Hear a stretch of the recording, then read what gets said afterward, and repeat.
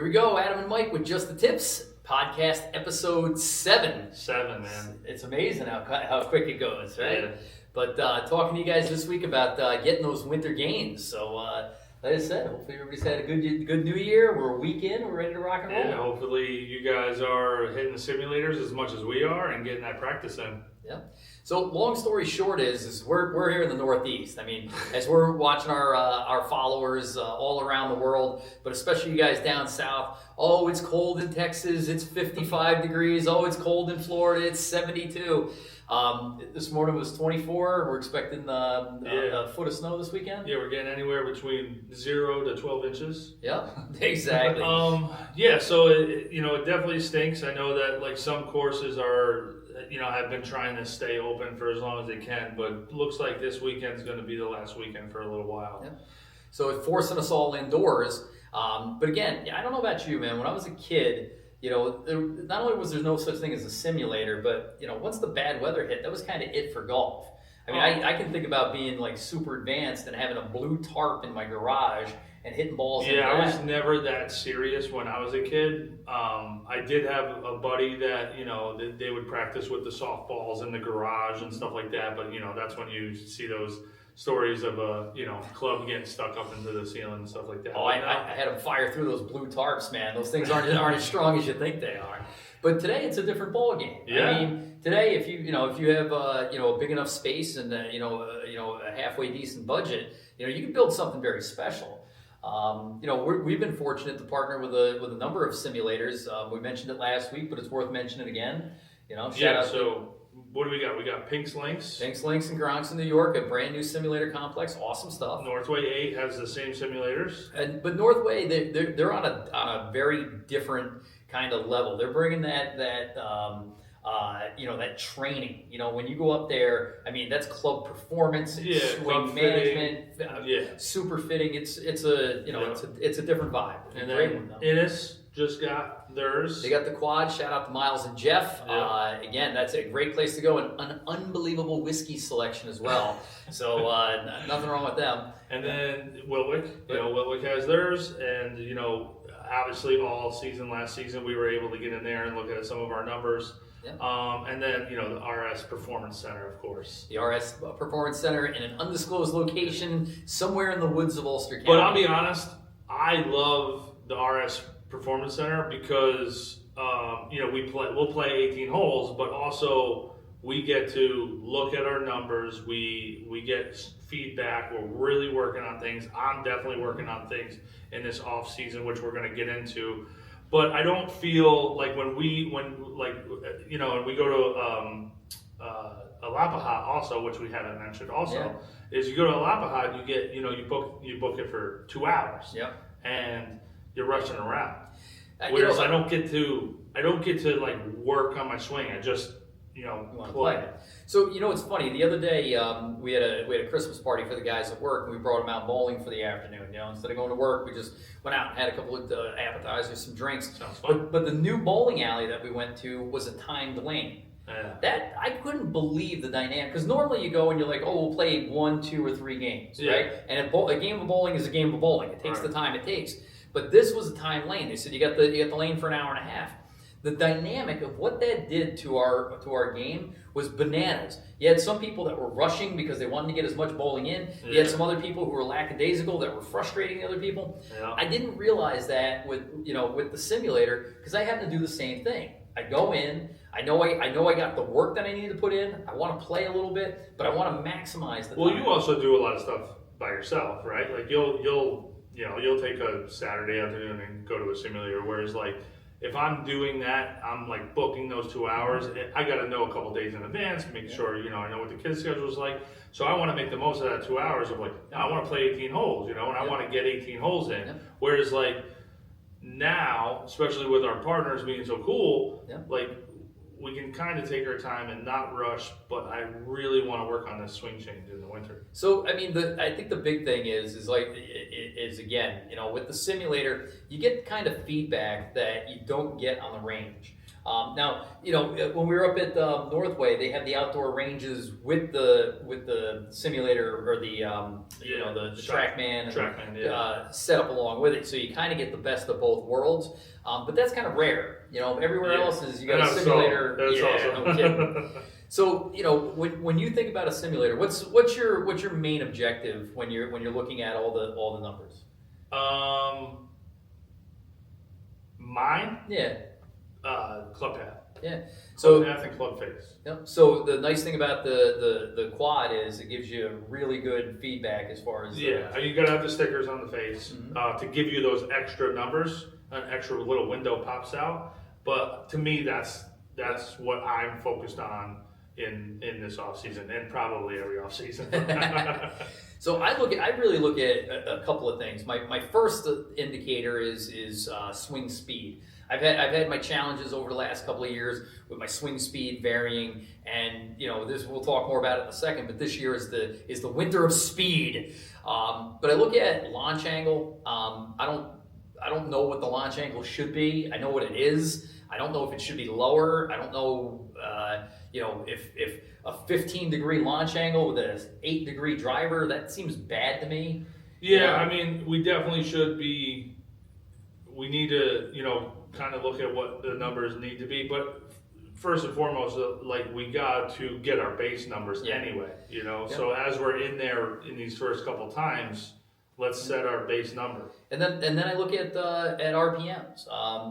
It's amazing. This is something I never took into consideration until I started getting into the simulator. But how that ball travels RPMs, but not only backwards but side spin. And what's amazing is that you can watch that along with the swing speed and the efficiency to figure out how far you're hitting it. And then what you kind of come up with after a while is if my efficiency's good, my path is good, my launch angle's good, and my RPMs are good, and I want to hit it farther, there's only one thing left to do. Yeah. Get in the gym. And also hit it in the center of the face. But I think all of them really are interconnected, So like you were just saying, launch angle and spin rate. Yep. I swing harder than you, but sometimes if I'm not catching it, you're hitting the ball 10 yards further than me. Yep. And it's because of that spin. So and then that is smash factor, efficiency rate. So one of the things I've noticed is I traditionally hit a draw, although I can hit a cut. You hit a cut to a slice, but you're working on straight to left. Yeah. The difference in the RPMs, at a cut at 3,500 RPMs to a draw that's sometimes under 2,000. Yeah. And so we always knew that if you drew the ball, it would roll out farther. If you hit it fade, yeah, but it would now look at my swing speeds. What? 104. 4 miles an hour faster than yours, at least on average. And easily. my cut with 35 to 4,200 spin rate is 30 yards shorter than your draw. It's so with a 100 mile an hour. It's sucking up all the distance on you. So you and it's got backspin. Yeah. Yep. Backspin. Well, it's backspin at 3,500 and then side spin at 1,000. At 9 million. Yeah. where mine's 2,000, 2,200, but side spin is in the it's 300, 200, 500. Yeah. So when my ball's hitting, it's hitting and it's rolling out. When your ball's hitting, it's just stopping. Oh yeah. And trust me, especially this past year with the rain. Yeah. I saw a lot of that boop, and then come back. So that's bad on the driver. But is that good on the irons? I mean, you hit a lot of greens, I mean, if you're hitting on the green, yeah, but then now you're talking a whole other set of numbers. So like that swing speed changes, that launch angle changes. So that's what we, honestly, tonight we're going home and I'm finding a chart of like what it needs to be, and I'm printing it out. I'm laminating that thing. There you go. And then we can put a little dry erase like where our numbers are. Yeah. And then change them. And that's the whole thing it's about, tracking, and we're both working on something that's important. Our main objective, our main goal for the season. And yours is significantly more robust. I mean, all I'm trying to do is get faster. I'm really happy with the plane. I'm really happy with the numbers. There's some small tweaks, and Jeff Mesa yelling out to you, man. You could certainly help us out a little bit. Tweak out these numbers and modify stuff. But you're making a major swing. I mean, maybe the biggest swing change I've ever seen anybody make. Yeah, and these walls are going to be my friend. Especially this brick wall. I should probably come down here and do it a little bit more. But yeah, so working on coming inside out, working on, arm path, really shoulder, elbow, hand path, and getting that club to come from the inside. It's something that has eluded me the 41 years I've been on this planet. I've been working on it the last few times at the RS Performance Center, but I think I figured out what's getting me. Let me ask you a question though. I mean, you're a good player. You got a great short game, and many quality players. Some of the best players in the world naturally hit a ball left to right. What's the purpose of trying to hit it right to left after all these years? So, I mean, I need to have that shot, right? Like to be able to draw the ball around a tree or whatever I need. Number 4 at Wiltwick. Yeah, any dog leg left, I gotta not hit the ball 30 yards right.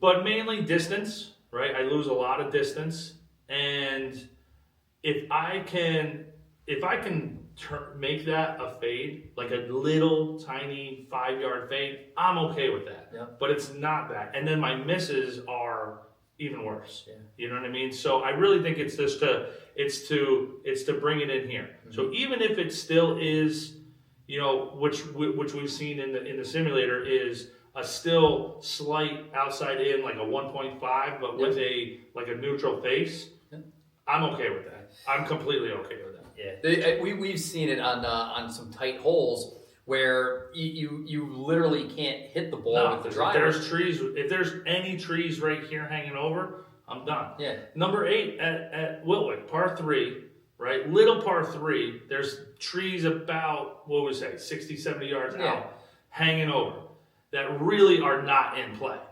but they come into play sometimes for me because it just needs to be where the ball goes. Yeah. Plus, that's me chickening out because I've hit that cart path on the right side many times too. Yep. So one of the things that watching you kind of work on this you can talk about it, but I sit there and I go, if you're used to hitting the ball to with a line down the middle to the left and having it swing back into the right. Now, how hard is this swing thought to get it to start on the right side of the hole and bring it back into the left? Dude, we did that the last time we were at that performance center I remember actually starting my downswing, and I was purposely trying to hit it like right of the second baseman. Mm-hmm. And last second, I was like, oh, this is going to go, I felt like it was going to go straight right. So all of a sudden I overcorrected and took that shoulder over and yanked it. And I gotta get that out of my head, but I also like instead of going from here to there, I should probably go from here to here to here to here to here to get over there. You know what I mean? Yeah, I don't know. I've never seen anybody make such a dramatic swing change, and I'm not saying it's the wrong thing to do. So I don't know how to get. But also to get over here, I need to over exaggerate. So even to get to here, I need to think that I'm getting to here because there's been plenty of times when I'm like, oh, that's definitely inside to out. It feels so different from what I'm used to. And all of a sudden it's oh, it's three out to in. I'm like, what? So maybe, I know you're working hard. Maybe, the 1, 2, or even 3 things that you're doing specifically that if somebody was watching this podcast and they wanted to get an inside out swing and try and draw the ball, maybe they could do what you're doing. So, couple things, and I am documenting it, so we're gonna keep an eye on that. I want you guys to take a peek at that if you are interested. But one of the big things that I'm working on is the wall, right? So being up against the wall, standing up against the wall, have my butt touching, right? I know we talk a lot about my butt cheeks the other day, We've had there's extensive going to be a lot of butt conversations. cheek talk right now, all right? So standing up against the wall at address, and you take a club or a wooden stick is what I was using, and I bring it up to the top, and it's touching the wall. Let's start over. Both butt cheeks touching the wall. Bring it up to the top. Right butt cheek touching the wall. And what you want to do is you want to drag this club and leave it on the wall as long as you can. Come back to, I would say weight shift is 50-50 now. Both butt cheeks are touching the wall. Keep that on the wall as long as you can, and then come down to impact. Left butt cheek on the wall, right butt cheek off. That's what I'm working on. So if you want to say 3 things, I would say that's probably... How often are you doing that? 'Cause every time I turn around, you're standing up against the wall. I mean, all day at work, I'm carrying around the stick. Just at any given moment if I get a second. Realistically, I haven't done the wall thing when I'm like at a simulator, so I do need to do that. I'm going to get up there this weekend. Yeah. But honestly, I'm doing it all day at work. Yeah. And I'm scared. I'll be honest, guys. I'm going to say this. I haven't said this yet to anybody. I'm scared because I've actually taken a real swing up against the wall, and my left butt cheek, the second I start my downswing, everything comes off the wall and forward, like kind of at a 45-degree angle. And it's very hard for me to, with a real swing, keep my left butt cheek on that wall. Yeah. And drive that hip back up against the wall. So stay tuned in future episodes for the progression of Mike's left and right butt cheek. That's going to be the thumbnail. So number 1 is the wall drill. What's something else that you're doing? Putting down two alignment sticks at like probably a 45-degree angle. Pretty severe. Yeah. And really trying to stay inside those. I'll tell you, I've whacked many alignment sticks in the last couple weeks. Yeah. Trying to come inside there. And then the big one is the cone. Mm-hmm. I'm setting up the cone back in the backswing. I'm trying to stay outside of it on the way back and inside of it on the way in. But I will tell you, doesn't work because my body is so used to compensating in one way or another that it finds a way to still hit my traditional shot, even though I'm coming underneath that cone. Mm-hmm. So I think that's where I've kind of figured out it's the hip thing. Yeah. So we talked about it a little bit. Now I tried the cone drill. Terrifying. Because all I know is I'm going to hit that thing with my driver with a full swing. I'm going to break my wrists. Yeah. And I mean, so the concentration that it takes you to get outside the cone and back in. But my natural swing, and I hit a draw, is inside the cone to inside the cone. You know, that's natural for you. For me, if I go inside, the only place I can go is outside. Yep. So that was the whole concept of like, let's flip that on its head and go out, and then the only place you have is in. But then it turned, I don't know if it happened then, or maybe that's just what my problem has been the whole time, is out and then in, but then hip comes forward. Yeah. So then this comes back across. And it's yeah. Yeah. All right.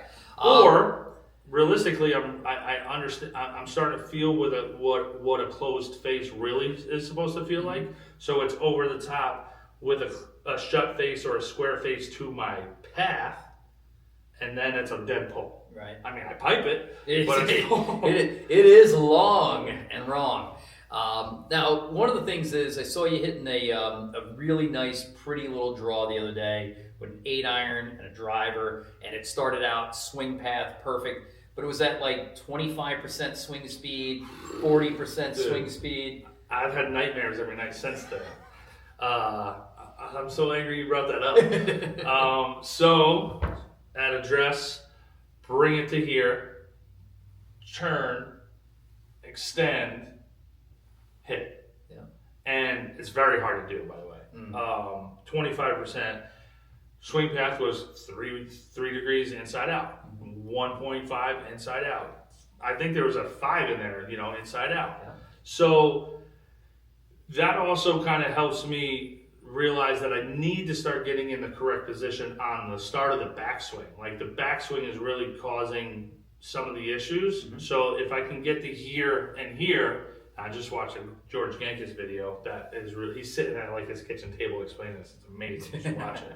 But it totally makes sense.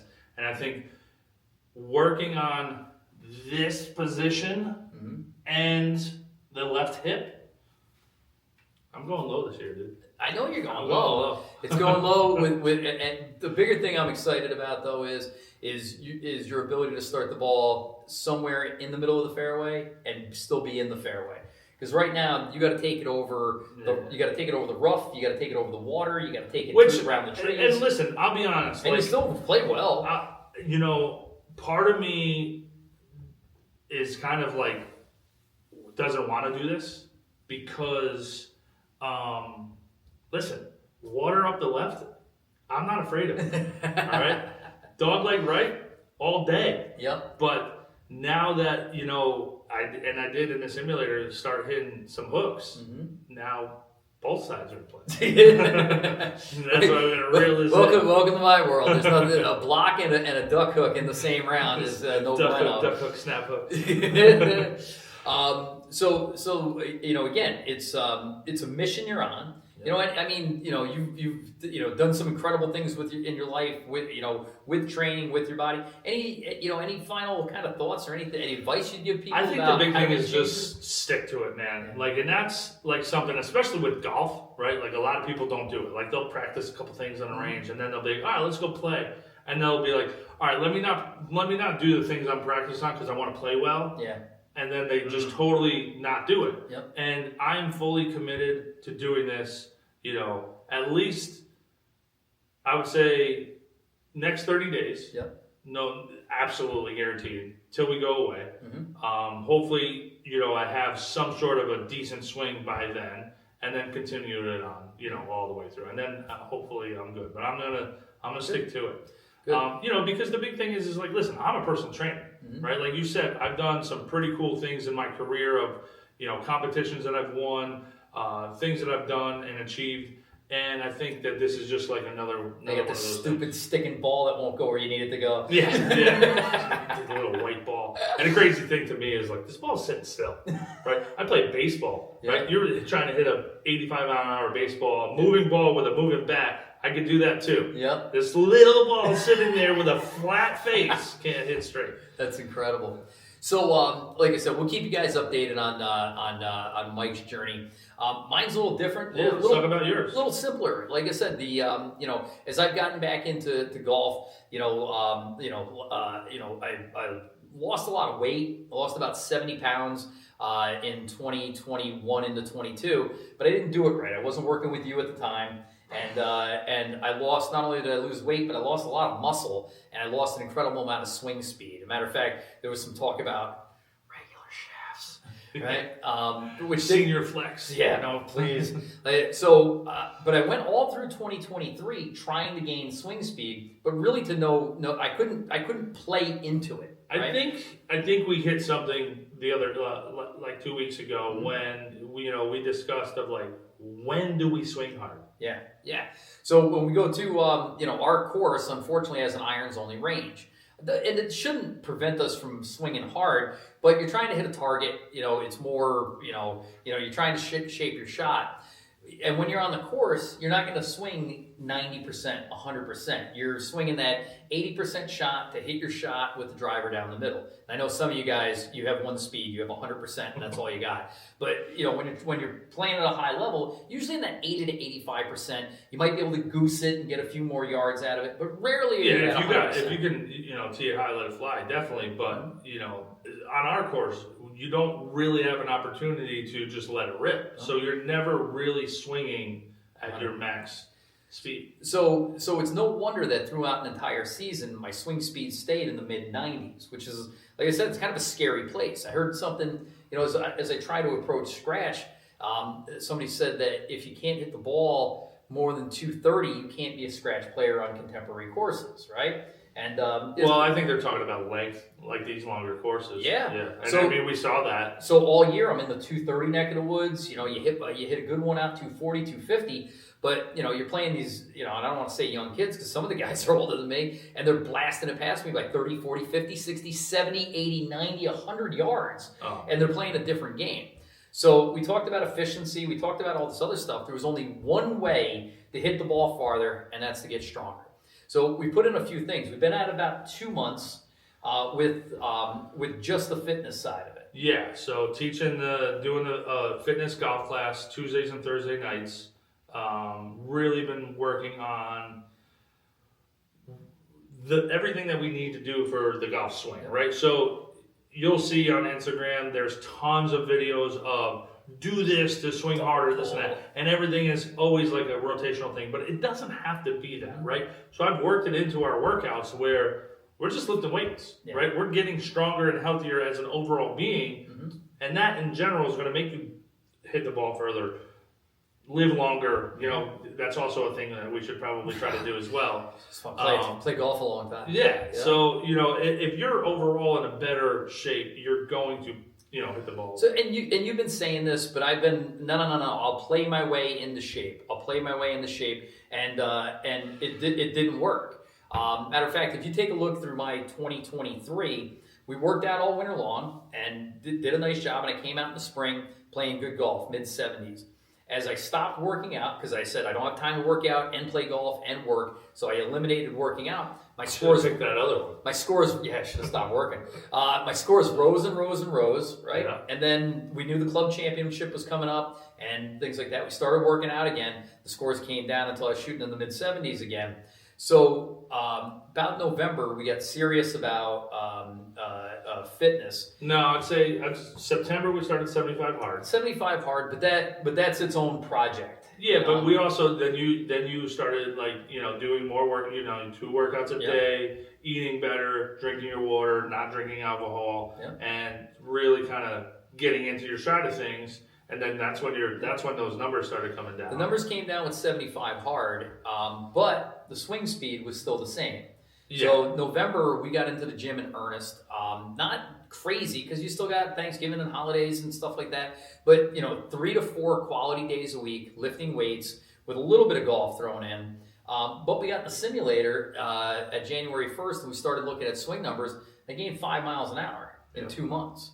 And we didn't do anything crazy. We worked out. Yeah, and we weren't like I wouldn't say that it wasn't not crazy because, you know, we were doing our ball slams, we were doing our bands, we were doing weights, we were doing cardio. Yep. So it wasn't not crazy, but it wasn't, you know, I wasn't sitting there making you know, take a sledgehammer to a tire, which I got a sledgehammer over there. So we get up to the simulator and I'm consistently right around 100. You know, topping out 100, 102. But we're watching simulator numbers with drives that, 250, 260. Then I do a bunch of research, and you'll see we posted on TikTok and Instagram the 3 swings, the 10 swings 3 times a day, max speed, and we were doing it in the simulator. But all of a sudden, max speed, you start finding out is max speed. Now, you told me something a long time ago that the only way to do pull-ups, to get better at doing pull-ups, is to do pull-ups. When I started working with Mike, I couldn't do 1 pull-up. And he's like, you got to do them. And then you put the bands down and you do pull-ups on the band. But this is like the same thing. So maybe you can explain that concept, that the only way to swing faster is to swing faster. Well, in that video that we put together, Adam does a very good explanation of like what we need to do. And we talked about this where 10 swings as hard as you can, 101%. Yeah. Right? But you do need to have a healthy base, right? You don't want to pull anything. You don't want to hurt anything. You don't want to shatter anything, you know, because you are swinging as hard as you can, which we don't do. No. Like, to come back to that, we don't swing. And you said even good players 85%, right? So what we're trying to do is get your 100% up higher, so that now your 85% is higher, right? So now your good smooth swing is now going another 10 yards further. You know what I mean? But it was exciting to play with that simulator and go, okay, we go up day one. What's the farthest we hit it? Oh, 270. Next day 277. Next day 279. Next day had one. Maybe it's a glitch. I don't know. But again, you're not going to be able to train those muscles in that way unless you do it. Right. Same thing with like anything in this gym, right? You go to pick up a 55-pound dumbbell. You're not going to be able to do it right away, right? So let's start with the 25s, and then we'll go to the 30s, and then 35s, right? And get into it. But that's how the body works, right? You have to do that specific exercise in order to get good at it, right? You're not going to, you're not going to be able to do pull-ups by doing push-ups. Right, which again is a funny concept, because that seems to resonate with most of us. I can't do a pull up, so I'll work out my whole body and get my body strong. Not do pull ups. So I can do pull ups. Yeah. No. The golf equivalent of that is like I'll hit my 5-iron a lot so I can hit my driver farther. Like that doesn't make any sense. I'll tell you one even better, right? So I've been a personal trainer for going on 17 years now, and I used to teach the most badass boot camp in the Hudson Valley. And I mean, we're talking, I've snapped a couple clipboards, I've punted a couple waters across fields, like a mean boot camp. But then when people would see me who weren't doing my boot camp, they're like, you're that boot camp guy, right? I'm like, yeah, you should come check it out. They're like, no, I'm gonna get in shape before I come do your boot camp. I'm like, wait a minute. So you think that you need to get in shape before you come to get in shape? And that's the same thing. Yeah. Like, what are you going to do? Like, this is the thing that gets you in shape. So I was looking at different swing trainers, and they're expensive too, by the way. Yeah. Your driver is $500. These things are almost $500. Yeah, I think the big thing is the app. That the program that's supposed to come along with it. But this is the thing. You don't need a program. You need to swing that club hard. And I have noticed, because I've been doing it in the backyard when I'm not in the simulator, it's way better to do it in the simulator. It's way better to make ball contact. Yeah, you definitely got to make ball contact. Yeah. Even if it's firing them into the neighbor's backyard. No. Don't you have a solar panel field in your backyard? They used to. Even if it's hitting the foam balls or something like that into a tarp or a net or something like that, you definitely do need to make that contact. I will tell you, from my own experience, like my practice swing is amazing. My practice swing is a 10. Yeah. My regular swing comes right back over to the top and is not a 10. Yep. So making that contact with that ball, with that hand-eye contact full speed, it'll definitely make a difference. So we're very fortunate. I know I'm extraordinarily fortunate to partner with Mike. He's got every tool and piece of equipment in the universe to work on. But what's funny is that you always say that you don't need a full-blown gym. You don't need everything to get strong, to get fit. If you could give our viewers maybe one piece of professional advice, the couple of things that they could do to get stronger that will help their golf game this year. There's a couple things, right? So especially if you don't have access to a gym or you're very, very busy, a kettlebell, right? I always tell people, get yourself a kettlebell. You can bring it with you if you're, going away on weekends and things like that. It is such a versatile piece of equipment. You can do so much stuff with it, upper, lower, core, swing movements, anything like that would definitely help. If you do want to get a rack of dumbbells, and I'm not talking like the whole rack, 10s to 80s. I'm talking like get a pair of like 10s, 20s, 30s, right? Something like that, and you can get a full-blown workout with that, which you've noticed going away, staying at hotel gyms. I don't care. I don't care what's in a gym down there. As long as there's a couple things, I can make a full workout out of it. Yeah. And then, if you really wanted to, get technical, get a set of bands. The bands with the handles, because you can just attach them to anything, and you can turn What's that one you were doing with the bands? It's this thinnest little band, and this thing is the most horrifying thing. You look at it. It's just this little band. Oh, the one with the goes around the back of your hands. That one. Yeah. So those are the little bands. I was talking about the ones with the handles, which are good. Yeah. But even the little, I think they're called therapy bands, to be honest. Wrap them around the back of your hands. You can do these guys. You can do these guys. I usually I'll put them around like a handle and do rotator cuff stuff. Yeah, dude, I mean, anything I can turn, like, I'm like the MacGyver when it comes to this stuff like that. I see we were in Puerto Rico and Mike's like disassembling one machine to make another machine work. He's like, hang on to this. Totally worked too. We'll close that in a second, but what's your opinion of push-ups? Do them. I think I was 18 years old and I started working out in a big box gym at this time. I was working out at my gym in college, and then big box gym. It was kind of scary. It's Gold's Gym.